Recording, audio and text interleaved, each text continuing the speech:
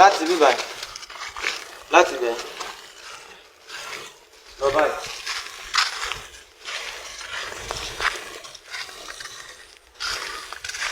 Lọ báyìí.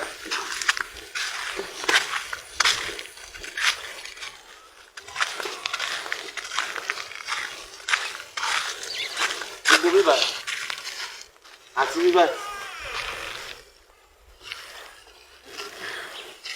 Tẹ́ ń wò báyìí. Àgbàlá Gabriel lọ́lọ́run lò láti fi fún mi gbogbo bí tẹ́ ń wò yìí títí plus here like this.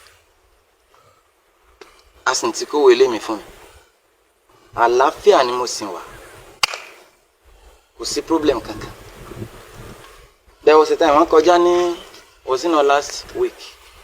Wọ́n kọjá. Wọ́n ní Mr. Banu sọ, wọ́n ní láti mo jáde. Láti ẹ̀ka àròsà. Wọ́n ní ẹ pẹ̀lẹ́ ṣàlàáfíà ni mo ní dáàdì mo ní ojú ń tì mí. Wọ́n ní kí ló dé? Mo ní ṣé wọn pé mi rìn dédé ní ṣọ́ọ̀ṣì. Wọ́n ní Mr. Banu sọ báwo lẹ ṣe ń sọ̀rọ̀ báyìí. Wọ́n ní olórin ò kì í dúró lójú kan. Ibi kẹ́ ẹ máa lọ kiri kẹ́ ẹ máa fò kiri kẹ́ ẹ máa lọ kí ẹ máa gbọ́ pé ẹ wà ń bí báyìí ìyẹn láyọ̀ tèmi. Báwo ló ṣe máa jẹ́ pé ẹ̀ka máa jókòó sínú ṣọ́ọ̀ṣì nìkan ìyẹn ò pay mi. Kẹ́ ẹ máa lọ kẹ́ ẹ máa progress yẹn ni mo fẹ́. Kì í ṣe pé kẹ́ ẹ kàn máa wà nínú ṣọ́ọ̀ṣì tẹ́ bá ń jókòó nínú ṣọ́ọ̀ṣì all the time ìyẹn ni pé ẹ progress kò lè múnú mi dùn. Kẹ́ ẹ máa napá máa ṣe kiri kẹ́ ẹ máa pè mí kí ẹ máa gbórúkọ yín kiri ìyẹn ni hope ìyẹn nìkan tẹ́mi fẹ́ nìyẹn. Tó bá jẹ́ ní tó bá dé èèyàn mọ́lẹ̀ ṣó máa sọ bẹ́ẹ̀.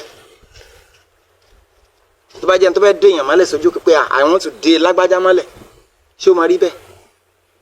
Kọjú sí bíbà. Ṣé rí àwọn èèyàn ti ra gbogbo bíbà yìí lọ. Ṣé rí pé àwọn kan ló tún kọ́lé síbi ìsàlẹ̀ ṣé rí báyìí. Ọ̀dọ́ mi sáré tẹ̀lé mi. Ṣé rí báyìí. Wọ́n tún kọ́lé gbogbo bíbà yìí.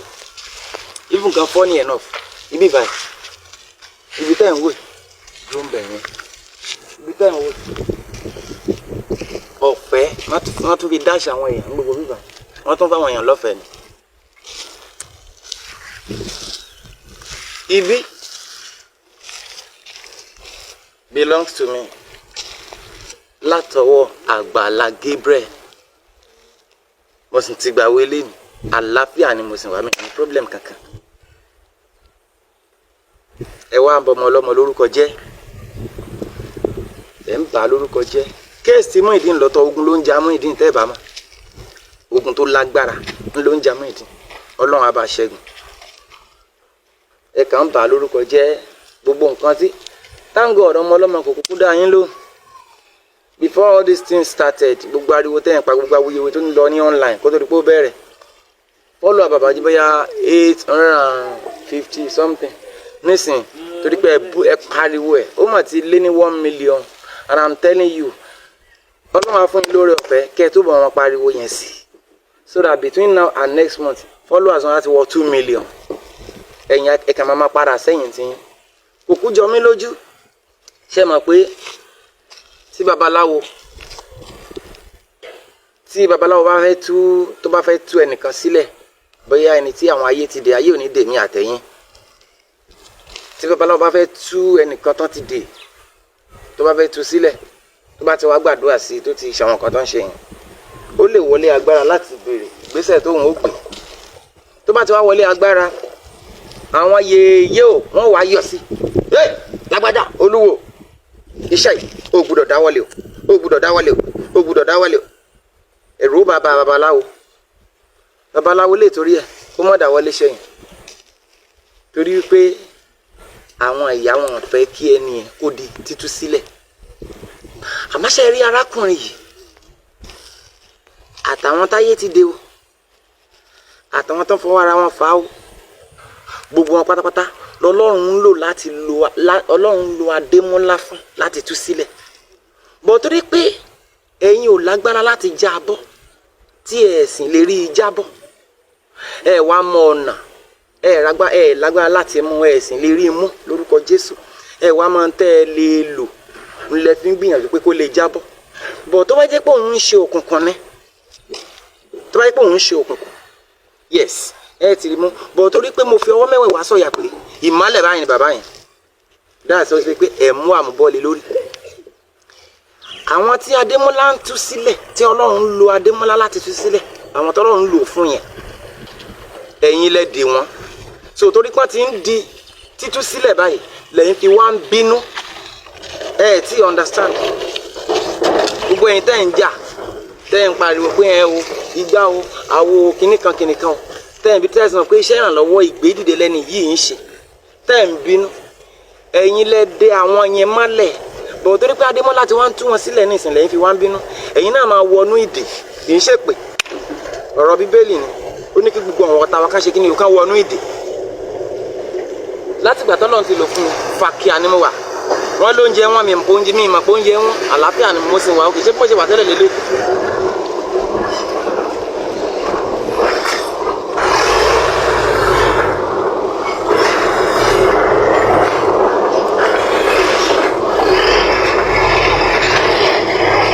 ṣé bó ṣe wà tẹ́lẹ̀ lélẹ̀ wọ́n ní àwọn kan náà ń kọ́lé sísàlẹ̀ ẹ̀wò nígbà tó lọ dúrọ́pù yanrìn lélẹ̀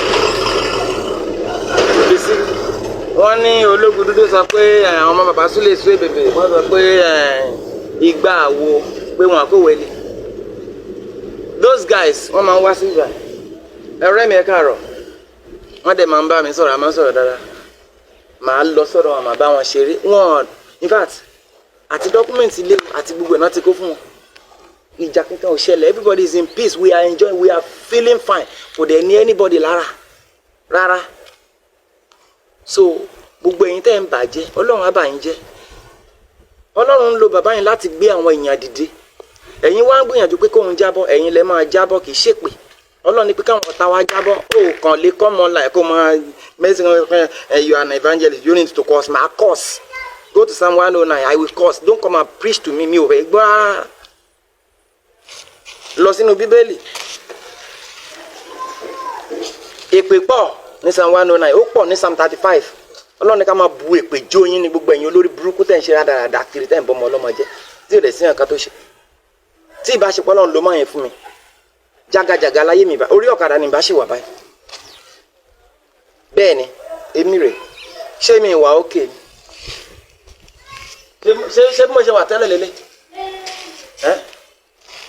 kọ́nsáàtì ń wọlé lóríṣiríṣi mo wà ókè ó dẹ̀ kì í ṣèmi nìkan ilé kan rè ṣẹ́ẹ̀ṣẹ́ ilé kan rè fákọ́ sí bíbáyìí fún bàbá àgbàlagbà àti ìyá àtọmọ mẹ́fà tí wọ́n ní nǹkan kan ẹ̀yin wá ń pariwo ẹ̀ ń ṣe làwùlàwù ẹ̀ kan bọ́mọ ọlọ́mọ jẹ́ kiri gbogbo ẹ̀yin tẹ́ ń ba bàbá yẹn jẹ́ Ọlọ́run máa bà yín jẹ́ ẹ̀ ní rí aláàánú mo ṣẹ́ èpè yín from Psalm 109 ó ní kí ọmọ kan má ṣe pàdé aláàánú so kò sí nǹkan tó fẹ́ sọ.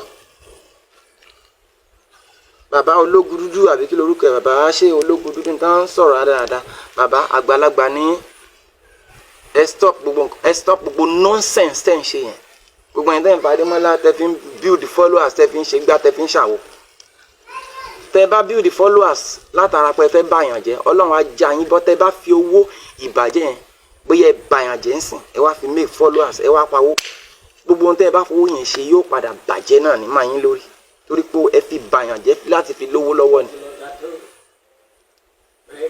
mí ní sọ́jú bẹ́ẹ̀ lọ àlàáfíà everybody wà o àlàáfíà ni mo wà mú ìdí nìkẹ́ lọ kìlọ̀ fún dáadáa kẹ́ ẹ̀ dẹ̀ gbàdúrà fún ogun tó ń jà kó bọ́ kó nu ogun kò sẹ́yìn bọ̀ tó ní problem bíbá yìí o. ẹ wo ibi báyìí ẹ wo piece of land yìí ṣe rí ẹ ti lọ báyìí this is a piece of land ṣe rí àwọn ọmọ mi ló gbin àgbàdo síbí báyìí àwọn ọmọ mi àti ìyàwó mi ṣe rí báyìí àwọn náà gbin àgbàdo síbí báyìí ṣe ti rí báyìí this is a piece of land ọ̀dọ̀ mi nìyẹn yes I káàárọ̀ ṣe ti rí báyìí títí dé bí báyìí lọ báyìí ṣó kéré ni tí wọn bá máa ra bíbáyìí ní ìsìn báyìí millions of naira ni níta lọ àti ní bíbáyìí gan because half a plot ní bíbáyìí is more than 1 million naira báyìí kéèyàn kan wá máa fún yàn lọ́fẹ̀ẹ́ ẹ̀yin kan wá ń ba orí èèyàn bẹ́yẹn jẹ́ piece of land ten wo it belongs to me báwo ló ṣe jẹ́ Àgbàlá Gabriel fún mi ní half a plot lẹ́yìn tán fún mi ní half a plot ó kàn dẹjọ́ kan bá ṣe pè mí nìyẹn wọ́n ní Mr. Banu sọ kí n wá bá dọ́dọ̀ wọn. Wọ́n ní woman kan máa ló pè láti oversee. Wọ́n máa sọ pé half a plot ò lè tó èmi pé because I'm a married man mo dẹ̀ jó lórin pé àwọn fẹ́ ra another half a plot fún mi. Mo ní wọ́n ní so wọ́n dẹ̀ ti sanwó ẹ̀ fáwọn. Wọ́n ní so pé àwọn fẹ́ add another half a plot plus my land ni mo fi ní bíbá yìí. Agbala Gabriel gave me half. Ìgbà yẹn wọ́n ta half a plot 1 million naira ní bíbá. So the woman has to pay another half again for me. Pay for another half, I mean. Ó wá jẹ́ 1 plot. Ẹ wò láti bíbá yìí. Dọ́hùn yẹn. Láì ná 1 naira. Ní tí mo fẹ́ fàyọ ni wípé tó bá jẹ́ wípé 419 l'Agbala Gabriel àbí hanky panky èèyàn tó ń ṣe báyìí. Wọ́n ní sọ fún mi náà. He is even the one that gave the woman my number to call me and tell me. So later the woman called me. Mrs. Ọlá ojú òní ti yẹ òní jábọ̀ ibikíbi tẹ́ bá wà àwọn ọmọ yẹn máa pàdé àánú ni.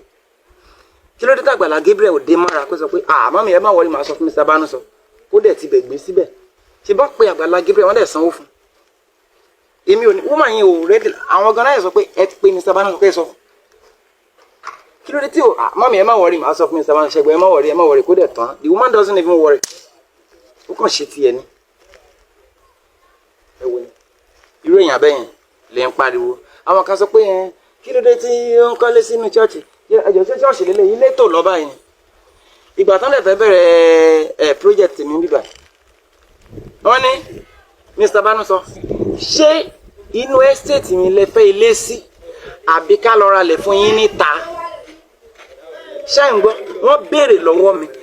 Wọ́n ní ṣé inú estate àwọn káwọn fún mi nílẹ̀ ni mo fẹ́ sí àbí káwọn lọ ra lẹ̀ fún mi níta. Mo ní dádì ẹ wò mo fẹ́ nu estate yín because èmi náà wò pé téèyàn bá tó bá ti fẹ́ mú lára owó yẹn lọ ra lẹ̀ níta owó ńlá ni ó tún padà jẹ so it's better ká kúkú fún mi nílẹ̀. Gbogbo ilẹ̀ tó ń dáṣà àwọn èèyàn ọ̀fẹ́ náà fáwọn èèyàn from his own estate wọ́n sì fowó rà á ni ṣó yẹ yín ná fi fún mi nílẹ̀. Ìgbà táwọn èèyàn tún wá ràn mí lọ́wọ́ tán wọ́n ní Mr. Banu sọ owó yín lélẹ̀ ṣé kí n transfer owó ìsìn yín millions of naira ni wọ́n ní ṣé kí n transfer ìsìn yín àbí kí lè fẹ́ fi ṣe kẹ́ ẹ mọ kọ́lé yín fúnra yín àbí ẹ fẹ́ lò fún nǹkan míì. Mo ní dáàdi mo ní mo fẹ́ fi kọ́lé yẹn ni wọ́n ní òkè ẹ jẹ́ kí n transfer ìsìn kẹ́ ẹ mọ kọ́ fúnra yín. Èmi fúnra mi mo sọ pé dáàdi ẹ̀yin lẹ máa bá mi kọ́ wọ́n ní rárá wọ́n takú mo ní ẹ̀yin lẹ máa bá mi kọ́ sẹ́ fúnra mo fẹ́ nu sọ pé mi ìfẹ́ létà pé bíbá ni mo fẹ́ sí fúnra ni mo sọ pé mi ìfẹ́ gba owó yẹn wọ́n fi hàn mí wọ́n làwọn dẹ̀ máa transfer ẹ̀ sí mi lẹ́yìn tí mo sọ pé ká bá mi kọ́lé tán tí mo bẹ̀ wọ́n ẹ̀yìn yẹn náà sọ pé wọ́n yá kí n lọ mú lọ́ọ̀yà wá mo dáadé jẹ́ kí n lọ lọ́ọ̀yà àtìyín wọ́n ní kí n lọ wá lọ́ọ̀yà wá lọ́dọ̀ látara àtọ̀dọ̀ tèmi létà àwọn ìṣẹ̀ tó wá béèrè lọ́wọ́ mi wípé Mr. Banu sọ kí lẹ fẹ́ èèlò lẹ fẹ́ kẹ́ fi ṣètò àwọn kankan tẹ́ ń dojúkọ lọ́wọ́lọ́wọ́ this man of God tẹ́ ń wò mo wá ń dáadé ẹ fún mi níye báyìí nínú owó yẹn wọ́n ìṣẹ̀ wá fún mi wọ́n dẹ̀ lo ètò kan wọ́n fi ṣe nǹkan tán wọ́n fi ṣe lé fún mi ìwọ lè sọ pé kéré tí wọ́n parí ẹ̀ ìdí tí wọ́n fi parí ẹ̀ nígbà yẹn ni wípé awuyewuye wà láti pọ̀ ìgbà yẹn náà àwọn wèrè bẹ̀rẹ̀ àṣìṣe pé ní pariwo wọn gbà yẹn sọ pé ìgbà wo wọ́n kọ́lé fáwọn èèyàn wọ́n ṣe gbá wọ́n ṣàwò so àwọn kankan wà ń gbà yẹn tó yẹ kó jẹ́ kí gbogbo nǹkan kó yọ ọlọ́kàn bọ̀ mo dúpẹ́ èmi náà ò dúró Ọlọ́run tí mo ti ṣe mo ti ń ṣe mo lè fẹ́ parí ẹ̀ báyìí so mo fẹ́ gbàdúrà fún gbogbo ẹ̀yin tí ẹ̀ ń dá owó láti fi gbé ìpè Adémọ́lá dìde lórúkọ Jésù gbogbo ọmọ yín pátá ni màá máa gbàdúrà fún iṣu ọmọ ajiná fún yín jẹ gbogbo ọmọ yín pátá yóò máa pàdé aláàánú ni o tẹ̀yin fúnra yín iṣẹ́ yín ò ní bàjẹ́ ojú ò ní tì yín o gbogbo ẹ̀yin tẹ́ wá ń ba Agbala Gabriel jẹ́ àtẹ̀yin tẹ́yin wò mí tẹ́yin bínú báyìí ojú yín máa fọ́ ni bẹ́ẹ̀ ni Bíbélì ni pé kó jọ àwọn tàwa kó ṣe kí ni kó fọ́ o lè preach fún mi kí n gbọ́ because mo ka Bible jù ẹ lọ èpè wà nú Bíbélì bẹ́ẹ̀ni tọ́lọ́n gan bá pẹ̀rẹ̀ tẹ̀ Sátánì ó ti gbapò lọ́wọ́ ẹ̀ torí ńgbà tí ìṣù lágbára tán ó sọ pé olóhùn fẹ́ rú Ọlọ́run lórí ìfúnṣe báyìí Ọlọ́run ò gbà fún ni ẹ̀rí èèyàn ó ń ṣàánú fún àwọn tẹ́bi ń pa ó ń ran àwọn èèyàn lọ́wọ́ ẹ̀yin jẹ́ ẹ máa yẹ àwọn tẹ́ ti bá yé wọn jẹ́sìn tí bàbá yẹn ò ní oore ọ̀fẹ́ àti àtẹ́ǹtì lórí ariwo tẹ́ ń pa tẹ́lẹ̀ ń create followers gbogbo followers tẹ́ ń create látara pé ń bá yàn jẹ gbogbo tẹ́ bá fi kọ́lé tẹ́ bá fowó yẹn kọ́lé ilé yẹn máa jóná ni tẹ́ bá fi ra mọ́tò ẹ bá yàn jẹ́ ẹ bá Agbala Gabriel jẹ́ ẹ fi build followers ẹ wá make owó from online owó tẹ́ bá fi pa tẹ́ bá fi ra mọ́tò ó máa ní accident bẹ́ẹ̀ ni lórúkọ Jésù tẹ́ bá fi bẹ̀rẹ̀ business iná máa jó ni o kàn lè wá kó o preach fún mi mò ń sọ pé mò ń ṣe pé mo ṣe pátápátá ò ní pè mí kí n wá kọrin nínú ṣọ́ọ̀ṣì ẹ̀ òjò bẹ́ẹ̀ lọ ní tí máa jẹ́ mo ti ń jẹ bò mo dẹ̀ máa jẹ jù báyìí lọ gbogbo ẹ̀yin tẹ́ ń ba Adémọ́lá jẹ́ tẹ́ ń ba Adémọ́lá jẹ́ tẹ́ ń ba Adémọ́lá jẹ́ ọlọ́mọ àbá ẹ̀ ní ṣe rere àtàwọn ọmọ yín pátápátá mò ń yọ ìpè wọ̀nyí nínú báìbù ẹ lọ sí àìsáyà níwèé àìsáyà 47 ẹ lọ́ka ẹ máa rí ọ̀pọ̀lọpọ̀ ìpè bàǹtù bàǹtù bàṣùà bàṣùà Psalm 35 ẹ lọ́ka ìpè bàǹdẹ̀ra bàǹdẹ̀ Psalm 109 ẹ lọ́ka ìpè jàǹkàn jàǹkàn ibẹ̀ ni mo ti ń yọ ìpè fún yín so it's the words of God gbogbo ẹ̀ tẹ́ àwọn Adémọ́lá lọ́wọ́ ẹ ò ní para sẹ́yìn ẹ ṣé o ẹ yé ba Àgbàlá Gabriel jẹ́ o mo pẹ̀lú ìkànnà àwọn tọ́lọ́run lò fún láti gbé dìde o orí mi ò sí ńlẹ̀lẹ̀ mọ́ mo ti wà ókè o mo dẹ̀ ṣe máa wà ókè jù báyìí lọ o ó dàbọ̀.